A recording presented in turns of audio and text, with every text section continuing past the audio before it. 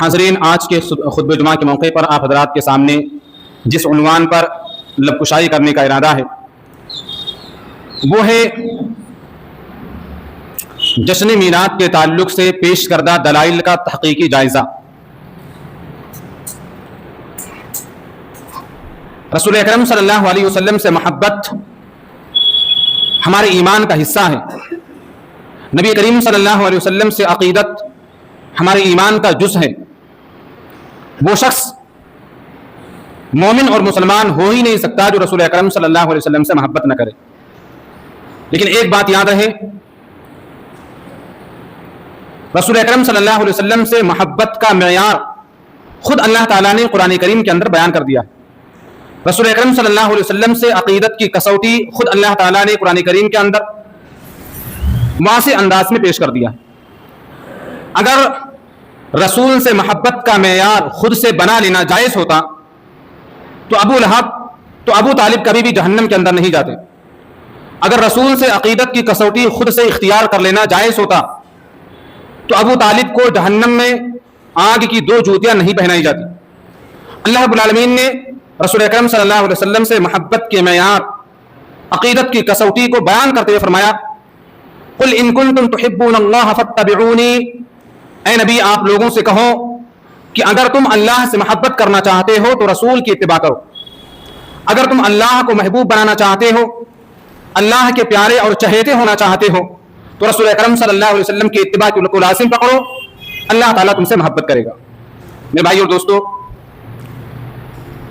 آج کچھ دن کے بعد رسول اکرم صلی اللہ علیہ وسلم کی محبت کا اظہار جس انداز سے ہونے والا ہے اور ماضی میں جس انداز سے ہوتا رہا ہے،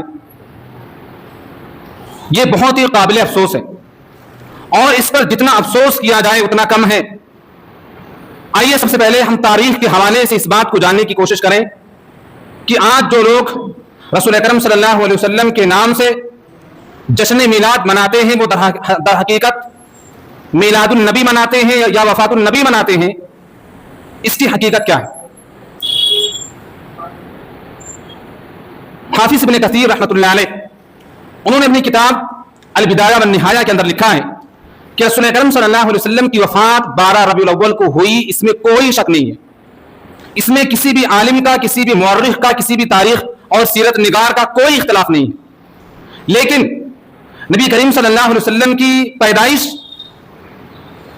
کس تاریخ کو ہوئی 12 ربیع الاول کی، اس میں بہت زیادہ اختلاف ہے۔ اللہ کے نبی صلی اللہ علیہ وسلم سوموار کے دن ربیع الاول کے مہینے میں پیدا ہوئے، یہ بھی صحیح ہے، لیکن آپ ربیع الاول کے کس تاریخ کو پیدا ہوئے، شروع مہینے میں یا وسط میں یا آخر مہینے میں، کس تاریخ کو نبی کریم صلی اللہ علیہ وسلم کی پیدائش ہوئی ہے، اس میں بہت زیادہ اختلاف ہے۔ حافظ ابن کثیر رحمۃ اللہ علیہ فرماتے ہیں کہ میرے نزدیک رسول اکرم صلی اللہ علیہ وسلم کی پیدائش ربیع الاول کی 8 تاریخ ہے۔ اسی طرح سے سیرت کے بہت بڑے جانکار علامہ قاضی سلیمان منصور پوری اور اسی طرح سے علامہ شبلی نعمانی، ان دونوں حضرات کا یہ کہنا ہے کہ رسول اکرم صلی اللہ علیہ وسلم کی پیدائش 9 ربیع الاول ہے۔ اسی طرح سے فلکیات کے، ریاضیات کے بہت بڑے جانکار محمود پاشا فلکی نے اپنی کتاب التاریخ العربی کے اندر انہوں نے لکھا ہے کہ رسول اکرم صلی اللہ علیہ وسلم کی پیدائش 9 ربیع الاول ہے، اور آج کے زمانے میں جو لوگ 12 ربیع الاول مناتے ہیں یہ ان کا اپنا خود ساختہ ہے۔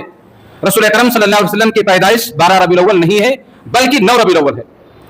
اسی طرح سے حافظ عماد الدین ابن کثیر رحمۃ اللہ علیہ کی کتاب السیرہ النبویہ کے محقق علامہ البانی رحمۃ اللہ علیہ، جو وقت کے بہت بڑے محدث، وقت کے بہت بڑے مفسر، رجال کے بہت بڑے جانکار، علامہ البانی رحمۃ اللہ علیہ فرماتے ہیں کہ رسول اکرم صلی اللہ علیہ وسلم کی پیدائش کے تعلق سے جتنی بھی سندیں، جتنی بھی روایتیں بیان کی جاتی ہیں وہ تمام کی تمام سندیں قابل کلام ہیں، وہ تمام کی تمام سندیں عیبدار ہیں۔ وہ سند جو سب سے زیادہ قابل اعتبار ہے وہ 8 ربیع الاول والی ہے، یعنی نبی کریم صلی اللہ علیہ وسلم کی پیدائش 8 ربیع الاول کو ہوئی علامہ البانی رحمۃ اللہ علیہ کے نزدیک۔ میرے بھائی اور دوستو، یہ سیرت نگاروں نے رسول اکرم صلی اللہ علیہ وسلم کی تاریخ کے حوالے سے یہ چند تواریخ انہوں نے ذکر کیے ہیں، اس میں کہیں بھی آپ کو 12 ربیع الاول کا تذکرہ نہیں ملے گا۔ نبی کریم صلی اللہ علیہ وسلم کی پیدائش علامہ البانی رحمۃ اللہ علیہ کے نزدیک 8 ربیع الاول ہے، 12 ربیع الاول نہیں ہے، اور تمام سیرت نگاروں کے نزدیک رسول اکرم صلی اللہ علیہ وسلم کی وفات بلا اختلاف 12 ربیع الاول ہے۔ اب لوگ اندازہ لگائیں کہ آج جو لوگ جشن میلاد مناتے ہیں وہ در حقیقت کیا منا رہے ہیں؟ وہ جشن میلاد منا رہے ہیں کہ جشن وفات النبی منا رہے ہیں، اور آج سے زیادہ نہیں 40-50 سال پہلے یہ مجلس، اس اجلاس کا انعقاد 12 وفات کے نام سے ہوتا تھا۔ 12 وفات کے نام سے وہ لوگ جو عمر دراز سے وہ جانتے ہیں کہ یہ مجلس پہلے کے زمانوں میں 12 وفات کے نام سے نکلتی تھی، اور بعد میں لوگوں نے اسے جشن میلاد کا نام دیا نبی کے احترام میں۔ میرے بھائی اور دوستو، آئیے دیکھیں وہ دلائل جن کو پیش کر کے لوگ اس بات کو ثابت کرتے ہیں کہ نبی کریم صلی اللہ علیہ وسلم کی میلاد منانا جائز ہے۔ سب سے پہلی دلیل میلادیوں کی قرآن کریم کی آیت قل بفضل اللہ وبرحمتہ فبذلک فلیفرحوا۔ نبی کریم صلی اللہ علیہ وسلم کے فضل، اللہ رب العالمین کے فضل پر، اس کی رحمت پر خوش ہونا چاہیے، شکر گزاری کرنی چاہیے، یہ اللہ رب العالمین نے فرمایا۔ قل بفضل اللہ وبرحمتہ فبذلک فلیفرحوا، یہ آیت کریمہ پیش کر کے لوگ میلاد النبی کو جائز قرار دیتے ہیں۔ میرے بھائی اور دوستو، نبی کریم صلی اللہ علیہ وسلم کی پیدائش یقیناً بہت بڑی نعمت ہے، نعمت عظمیٰ ہے، اور شکر گزاری لازمی ہے، ضروری ہے۔ لیکن آپ یہ بتلائیں کہ کیا شکر گزاری کا یہی طریقہ ہونا چاہیے کہ لوگ راستوں کو جام کریں، اجلاس نکلیں، اپنے مسلک کی خاص جھنڈیاں لگا کر کے ڈی جے اور گانے اور بادے کے ساتھ نبی کریم صلی اللہ علیہ وسلم کی میلاد اور اسی طرح سے عام صلی اللہ علیہ وسلم کی پیدائش پر شکریہ ادا کیا جائے؟ اور نبی کریم صلی اللہ علیہ وسلم کی پیدائش ہی ایک نعمت نہیں ہے، اللہ تعالیٰ نے بہت ساری نعمتیں دے رکھی ہیں۔ اگر آپ اپنی زندگی پر، اپنے جسم پر اگر آپ غور کریں تو اللہ تعالیٰ نے آپ کو بہت بڑی بڑی نعمتیں دے رکھی ہیں۔ اگر ہم اسی طرح سے شکر گزاری اور اسی طرح سے شکر گزاری کے اجلاس پر آ جائیں تو ہمیں دکانیں بند کرنا پڑیں گی، سارا کاروبار بند کر کے ہمیں ہمیشہ شکر گزاری کے لیے جلسے جلوس ہی کرنے پڑیں گے۔ شکر گزاری کا وہ طریقہ نہیں ہونا چاہیے جو آج لوگوں نے اپنا رکھا ہے۔ شکر گزاری کا وہ طریقہ ہونا چاہیے جو نبی کریم صلی اللہ علیہ وسلم نے صحابہ کرام کو دے رکھا تھا۔ اور یہ آیت کریمہ جو آج پیش کر کے لوگ جشن میلاد کو جائز قرار دیتے ہیں، یہ آج کی آیت کریمہ نہیں ہے۔ یہ آیت کریمہ جس پر نازل ہوئی نبی کریم صلی اللہ علیہ وسلم اور جن کے زمانے میں نازل ہوئی صحابہ کرام، انہوں نے اس آیت کریمہ کا یہ مفہوم نہیں سمجھا۔ قرآن کریم کو سمجھنے کا سب سے آسان طریقہ یہ ہے کہ قرآن کریم کو صحابہ کرام کے فہم پر سمجھا جائے۔ صحابہ کرام نے جس آیت سے جو معنی سمجھا، چونکہ وہ نبی سے قریب تھے، ان کی زبان عربی ہے، صحابہ کرام کے فہم پر اگر ہم قرآن کریم کو سمجھیں گے کوئی اختلاف نہیں ہوگا۔ آج مسلمانوں کے درمیان اختلاف کی سب سے بڑی وجہ صحابہ کرام کے فہم کو ٹھکرا دینا ہے، صحابہ کرام کے منہج کو ٹھکرا دینا ہے، اور اسی وجہ سے آج اس طرح کی جلوس نکلتے ہیں۔ اگر صحابہ کرام کے فہم پر آیت کریمہ کو رکھا جائے تو مسلمانوں میں کبھی بھی اختلاف نہیں ہوگا۔ اسی طرح سے ایک دوسری دلیل پیش کی جاتی ہے جشن میلاد کے تعلق سے، وہ یہ کہ حضرت عباس نے اپنے خواب میں ابو لہب کو دیکھا، اور ابو لہب نے خواب کے اندر بیان کیا کہ مجھ کو عذاب ہوتا رہتا ہے، لیکن سوموار کے دن میرے عذاب میں تخفیف ہو جاتی ہے اور میں اپنے انگلیوں کے درمیان سے پانی کے کچھ قطرات چوسنے کے لیے پا جاتا ہوں۔ اور وجہ یہ ہے کہ جب نبی کریم صلی اللہ علیہ وسلم پیدا ہوئے اور مجھے اس بات کی خبر ملی تو میں نے خوشی میں اپنی لوڈی سویبہ کو آزاد کر دیا تھا، اور اسی سویبہ نے بعد میں نبی کریم صلی اللہ علیہ وسلم کو دودھ بھی پلایا تھا۔ یہ روایت پیش کر کے لوگ جشن میلاد کو جائز قرار دیتے ہیں۔ میرے بھائی اور دوستو، یہ جو روایت ہے ابو لہب والی کہ ابو لہب کو خواب کے اندر دیکھا اور اس نے اپنی لوڈی آزاد کر دی، اور اس انداز سے جو بیان کیا جاتا ہے، یہ جو روایت ہے یہ کئی ناحیوں سے غلط ہے۔ سب سے پہلا ناحیہ، اس روایت کے اندر خواب دیکھنے والے کون ہیں اس بات کی پشٹی نہیں ہو پائی۔ خواب دیکھنے والے حضرت عباس ہیں یا کوئی اور ہیں، اس کا تذکرہ صحیح روایتوں کے اندر موجود نہیں ہے، پہلی بات۔ دوسری بات یہ، رسول کے علاوہ کسی کا بھی خواب شرعی حیثیت نہیں رکھتا ہے۔ کوئی انسان کتنا ہی اچھا خواب دیکھ لے، اس کا خواب شریعت کا حصہ نہیں بن سکتا ہے۔ رسول کے علاوہ، انبیاء کے علاوہ کسی کا بھی خواب شریعت کا حصہ نہیں ہے۔ ابو لہب کا خواب میں آنا، کسی بھی آدمی کے خواب میں آنا، وہ شریعت کا حصہ نہیں ہے۔ اسی طرح سے دنیا کے اندر کوئی بھی شخص کتنا بھی نیک عمل کر کے چلا جائے، لیکن اگر وہ مومن نہیں ہے، ایمان نہیں ہے، تو اس کے اس عمل کا کوئی اعتبار نہیں ہے۔ اللہ رب العالمین نے قرآن کریم کے اندر فرمایا وَقَدِمْنَا إِلَىٰ مَا عَمِلُوا مِنْ عَمَلٍ فَجَعَلْنَاهُ هَبَاءً مَنثُورًا۔ کل قیامت کے دن اللہ تعالیٰ مشرکوں کے اور وہ لوگ جن کا ایمان نہیں تھا دنیا کے اندر، ان کے عمل کو اللہ تعالیٰ ریت کے ذرات کی طرح اڑا دے، ان کے عمل کا کوئی اعتبار نہیں ہے۔ اسی طرح سے چوتھی بات یہ کہ نبی کریم صلی اللہ علیہ وسلم کی پیدائش پر ابو لہب کا خوش ہونا یہ طبعی خوشی ہے، نیچرل خوشی ہے، وہ اللہ کی اور رسول کی خوشی اس میں شامل نہیں ہے۔ اگر ابو لہب کو اتنی ہی خوشی ہوئی رسول کی پیدائش پر تو رسول کی اتباع کیوں نہیں کی؟ پوری زندگی ابو لہب نے نبی کی مخالفت کی، پوری زندگی نبی کے پیچھے پڑا رہا ابو لہب۔ میرے بھائیو دوستو، کسی کی نیچرل خوشی، طبعی خوشی، یہ شریعت کا حصہ نہیں ہے۔ ابو لہب کی خوشی اللہ کے لیے نہیں تھی، وہ نیچرل خوشی تھی۔ اور 100 باتوں میں ایک بات، جادو وہ جو سر چڑھ کر بولے۔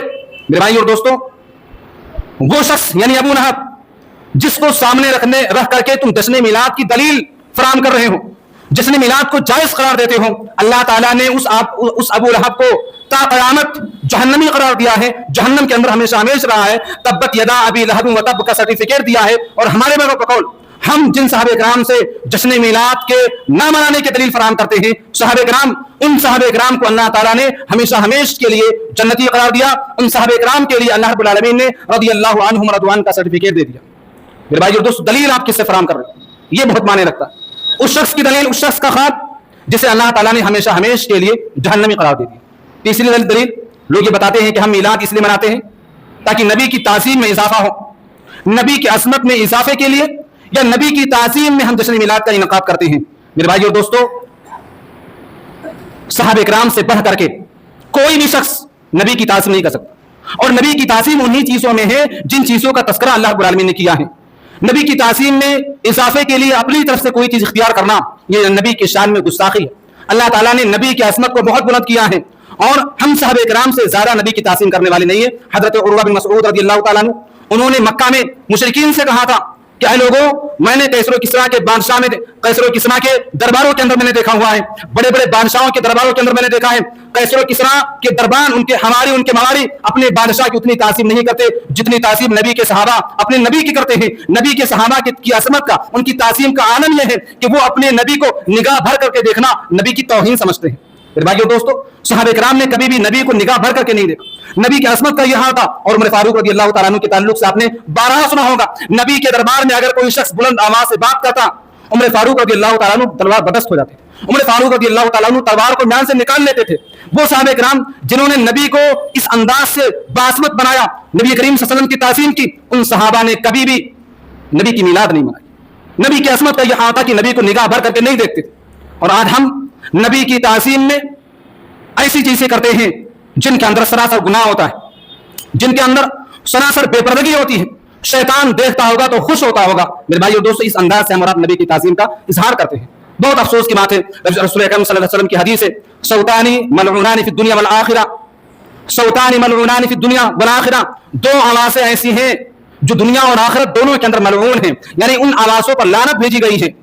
مسمار عند نعمت، خوشی کے موقع پر گانے اور باجے کی آواز، ورنت عند مصیبت، اور مصیبت کے وقت رونا دھونا، نوحہ اور ماتم کرنا، یہ دو آوازیں دنیا اور آخرت دونوں کے اندر سب سے زیادہ ملعون ہیں۔ خوشی کے موقع پر گانے اور باجے کی آواز یہ ملعون آواز ہے۔ لہذا اس طرح سے جو ڈی جے بجتا ہے، گلیاں سجتی ہیں، اور نہ جانے کس کس انداز سے بے پردگی بھی ہوتی ہے، وہ آوازیں ملعون ہیں۔ اللہ کے نبی صلی اللہ علیہ وسلم نے ان آوازوں کو ملعون قرار دیا۔ اسی طرح سے ایک خاص بات یہ بھی یاد رہے کہ بہت ساری دلیلیں، بہت ساری باتیں لوگ میلاد کے تعلق سے پیش کرتے ہیں۔ اگر ہم تاریخ اٹھا کر کے دیکھیں گے تو جشن میلاد کے موجد، جشن میلاد کا انعقاد کرنے والے فاطمی خلفاء ہیں، جنہوں نے اسلامی ممالک پر قبضہ کیا، مسلمانوں کا خون بہایا، اور ان فاطمی خلفاء نے ہمیشہ سے اسلام کی شکل کو مٹانے کی پوری کوشش کی۔ 4 صدی ہجری کے اندر، 4 صدی ہجری کے علماء نے فاطمیوں کے تعلق سے متفقہ طور پر یہ فتویٰ دیا تھا کہ یہ فاطمی جو اپنے آپ کو اہل بیت سے ثابت کرتے ہیں، اہل بیت سے منواتے ہیں، یہ فاطمی در حقیقت یہ مسلمان نہیں ہیں، بلکہ ہم کفار، ہم فساق، ہم فجار، یہ فاطمی یہ کافر ہیں، فساق فاجر ہیں۔ میرے بھائیو اور دوستو، 4 صدی ہجری کے علماء نے فاطمیوں کے تعلق سے اپنے عوام کو آگاہ کر دیا تھا کہ یہ فاطمی مسلمان نہیں ہیں، یہ فاطمی کافر ہیں، فاسق کے فاجر ہیں۔ اور انہی فاطمیوں نے 4 صدی ہجری کے اندر، یعنی سن 400 ہجری کے اندر، انہوں نے اپنے آپ کو عشاق رسول ثابت کرنے کے لیے، رسول کا محبوب ثابت کرنے کے لیے، ان فاطمی خلفاء نے، ان لوگوں نے 4 صدی ہجری کے اندر جشن میلاد کا انعقاد کیا تھا، جشن میلاد کی ابتدا کی تھی۔ علماء نے عوام کو 4 صدی ہجری کے اندر آگاہ کر دیا تھا کہ یہ فاطمی لوگ یہ مسلمان نہیں ہیں، یہ کافر ہیں، فاسق ہیں، فاجر ہیں۔ عوام نے فاطمیوں کے ایجاد کردہ جشن میلاد کو نہیں اپنایا، انہوں نے نکار دیا۔ 4 صدی ہجری کے عوام نے، مسلمانوں نے فاطمیوں کی طرف سے ایجاد کردہ میلاد النبی کا اہتمام نہیں ایک بھی مسلمان نے نہیں کیا سن 34 صدی ہجری کے اندر.